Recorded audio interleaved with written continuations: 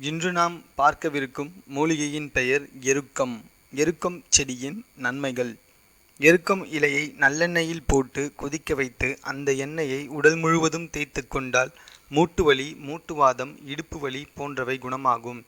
எருக்கம் இலையில் ஆமணக்கு எண்ணெயை தடவி தணலில் வாட்டி அசனவாயிலில் வைத்து கட்டினால் மூல நோய் குணமாகும். எருக்கம் இலையை நல்லெண்ணெயில் போட்டு கொதிக்க வைத்து அந்த எண்ணெயை பக்கவாதம் ஏற்பட்ட பகுதியில் தொடர்ந்து தேய்த்து வந்தால் விரைவில் குணம் பெறலாம்.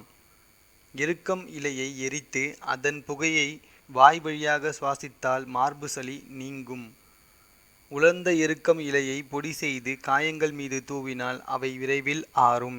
எருக்க மொட்டுக்களை தேன் மற்றும் பசுனை சேர்த்து அரைத்து ஆண்குறி மீது பூசினால் விரைப்புத்தன்மை அதிகரிக்கும்.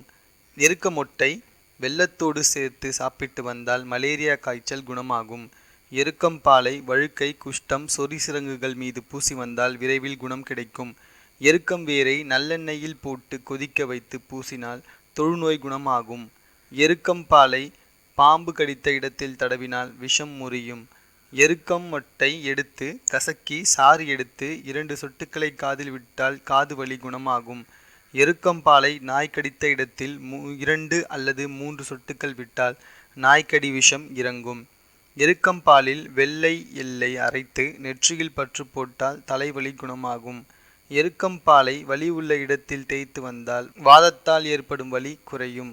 எருக்கஞ்செடியின் பிஞ்சு இலையை மென்று தின்றால் பாம்பின் விஷம் இறங்கிவிடும். எருக்கம் பாலை கட்டிகள் மீது தடவி வந்தால் கட்டிகள் உடையும். எருக்கம் செடியின் வேரை நன்றாக அரைத்து பாம்பு கடித்த இடத்தில் தடவினால் பாம்பு விஷம் முறியும்.